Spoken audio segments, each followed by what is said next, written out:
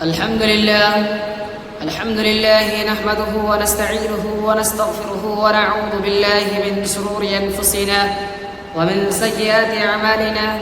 من يهده الله فلا مضل له ومن يضلله فلا هادي له، ونشهد أن لا إله إلا الله وحده لا شريك له، ونشهد أن سيدنا وسندنا ومولانا محمدا عبده ورسوله. وقال النبي صلى الله عليه وسلم: فأعوذ بالله من الشيطان الرجيم، بسم الله الرحمن الرحيم. يا أيها الذين آمنوا إذا نودي للصلاة من يوم الجمعة فاسعوا إلى ذكر الله وذروا البيع، ذلكم خير لكم إن كنتم تعلمون. صدق الله مولانا العظيم وصدق رسوله النبي الكريم، ونحن على ذلك لمن الشاهدين والشاكرين، والحمد لله رب العالمين. اللہ تبارک و تعالیٰ کا بہت احسان و کرم ہے کہ اللہ تبارک و تعالیٰ نے ہمیں اور آپ کو جمعہ کی نماز کی مناسبت سے تھوڑی دیر بیٹھنے کی توفیق عطا فرمایا، اور مزید احسان و کرم یہ ہے کہ اللہ تبارک و تعالیٰ نے ہمیں اور آپ کو کچھ دین کی بات کہنے اور سننے کی توفیق عطا فرمایا۔ ابھی خطبہ میں نے قرآن مجید کی ایک چھوٹی سی آیت کریمہ تلاوت کی ہے، جس میں اللہ جل جلالہ عما نوالا ارشاد فرماتا ہے کہ اے ایمان والو، جب تمہیں جمعے کے دن نماز کے لیے پکارا جائے تو اللہ کی ذکر کی طرف چل کھڑے ہو اور خرید و فروخت بند کر دو۔ یا ایھا الذین آمنوا اذا نودی للصلاة من یوم الجمعة فاسعوا الى ذکر اللہ وذروا البیع ذلکم خیر لکم ان کنتم تعلمون، کہ اے ایمان والو، جمعے کے دن جب تمہیں جمعے کے دن نماز کے لیے پکارا جائے تو اللہ کی ذکر کی طرف چل کھڑے ہو اور خرید و فروخت بند کر دو۔ جمعے کے لیے حکم ہے کہ جب نماز کے لیے تمہیں پکارا جائے تو اپنے خرید و فروخت کو بند کر دو۔ جب تم جمعہ کی اذان سنو تو خرید و فروخت کو بند کر دو اور اللہ کی ذکر کی طرف، نمازوں کی طرف دوڑ پڑو، یہی تمہارے لیے بہتر ہے۔ اگر تم جانتے مانتے ہو، اگر تم ایمان والے ہو، اگر تم مسلمان ہو۔ اسلام نے جتنا آپسی محبت، صلح و آپسی محبت اور بھائی چارگی کی دعوت دی ہے، اتنا کسی مذہب نے نہیں دیا ہے۔ اس لیے ہر مسلمان کے لیے لازم ہے کہ 5 وقت کی نماز جماعت سے پڑھے۔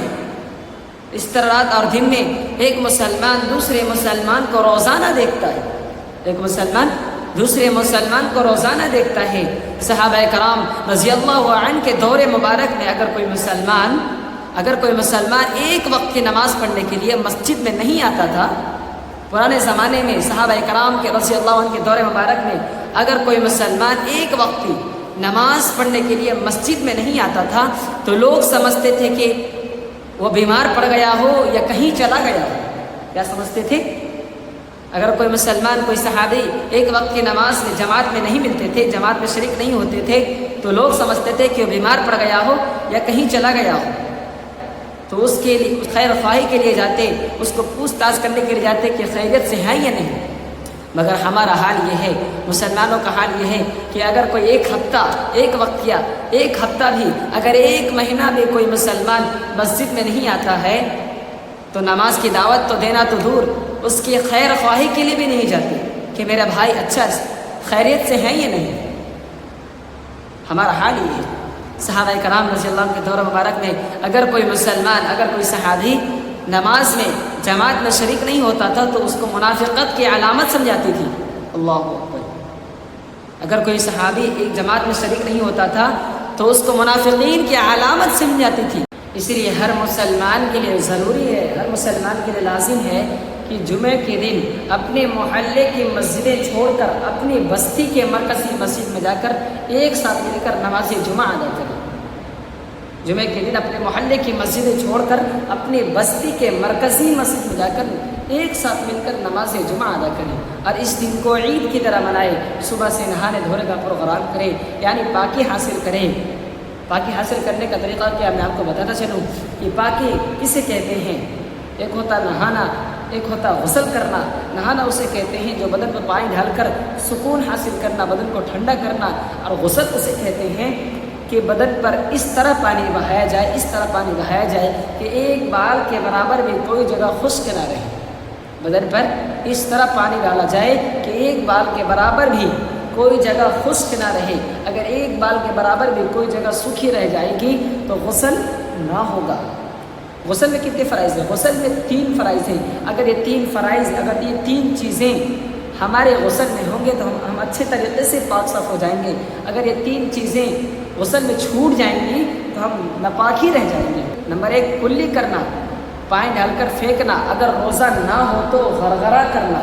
نمبر 1 کلی کرنا، اگر روزہ نہ ہو تو غرغرہ کرنا. نمبر 2 ناک کے نرم ہڈی تک، یہ جو ناک ہے اس کے نرم ہڈی تک، اوپری حصہ ہے اس کے نرم ہڈی تک پانی پہنچانا. ایسے اگر پانی پہنچانا اور نہ ہو سکے تو کانی انگلی بھینگا کر ناکوں تک بھگونا، ناک کے نرم ہڈی تک بھگونا، جو گندگی اسے صاف کرنا. نمبر 2 ہے ناک کی نرم ہڈی تک پانی پہنچانا. اور نمبر 3 پورے بدن پر اس طرح پانی بہانا، اس طرح پانی ڈالنا کہ ایک بال کے برابر بھی کوئی جگہ خشک نہ رہے، کوئی جگہ سوکھی نہ رہے. اگر ایک بال کے برابر بھی کوئی جگہ سوکھی رہ جائے گی تو غسل نہ ہوگا. اگر یہ 3 چیزیں ہماری غسل میں ہوں گے تو ہم اچھے طریقے سے پاک صاف ہو جائیں گے. اور یہ شرط ہے کہ نماز سے پہلے ہم پاکی حاصل کریں، اچھے طریقے سے پاک صاف ہو جائیں، یہ فرض ہے. صاف ستھرے کپڑے پہنے، گنجائش ہے تو عطر استعمال کریں، سرما لگائیں، ساری سنتیں ادا کر کے مسجد میں آئیں تو ہم اچھے طریقے سے اس دن کو عید کی طرح منا سکیں گے. اور جامع مسجد میں جا کر امام کا خطبہ سنیں. اکثر یہ دیکھا جاتا ہے کہ جب امام خطبہ دینے کے لیے نکلتا ہے تو کچھ مسلمان ہیں جو خطبہ کے بعد آنا شروع کرتے ہیں، تو ان کو یہ میں کہہ دینا چاہتا ہوں کہ ان کی نماز جمعہ صحیح سے ادا نہیں ہوتی. نماز جمعہ کا خطبہ سننا واجب ہے. بغیر خطبہ سنے نماز جمعہ تو ہو جائے گی لیکن جو ثواب ہے وہ ان سے محروم رہ جائے گا. نماز جمعہ کا خطبہ سننا واجب ہے. اگر اس کو سنے بغیر ہم نماز جمعہ امام کے پیچھے ادا کریں گے تو نماز تو ہو جائے گی لیکن جو ہمارے لیے الگ سے ثواب رکھی گئی تھی اس سے ہم محروم ہو جائیں گے. اس سے بچنے کی کوشش کریں. اور ہم پورے ہفتہ ہم عیش و عشرت کی زندگی گزارتے ہیں کہ ہم ہفتہ میں ایک دن بھی اللہ کے لیے 10 منٹ پہلے مسجد میں نہیں پہنچ سکتے. نماز جمعہ نماز سے پہلے آدھا گھنٹے پہلے اذان ہوتی ہے، اس سے آدھا گھنٹے میں ہم مسجد نہیں پہنچ پاتے.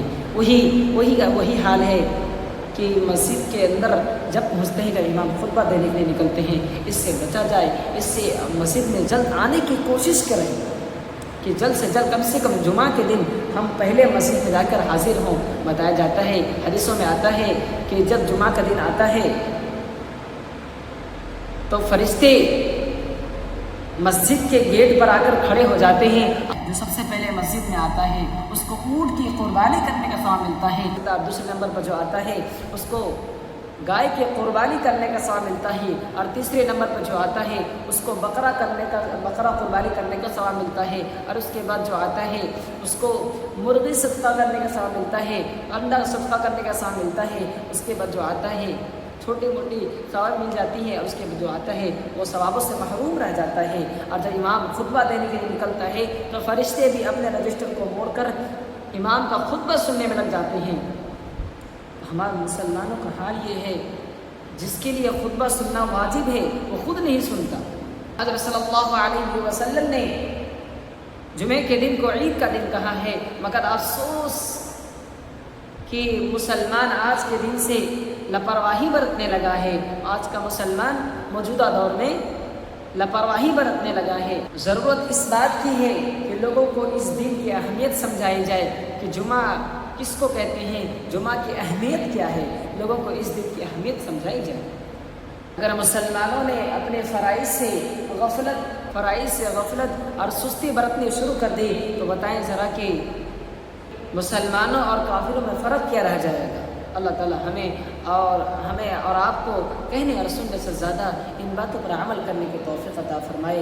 اللہ تعالیٰ سے دعا ہے کہ اللہ تعالیٰ ہمیں اور آپ کو صحیح سالم زندگی گزارنے کی توفیق عطا فرمائے، اور سنت رسول اللہ صلی اللہ علیہ وسلم کو پڑھ پڑھ کر ان کے مطابق زندگی گزارنے کی توفیق عطا فرمائے۔ آپ دعا کریں کہ اللہ تبارک و تعالیٰ ہمیں اور آپ کو مرتے وقت، دنیا سے رخصت ہوتے وقت زبان پر کلمہ طیبہ نصیب فرمائے۔ آمین۔ وآخر دعوانا الحمد للہ رب العالمین۔ السلام۔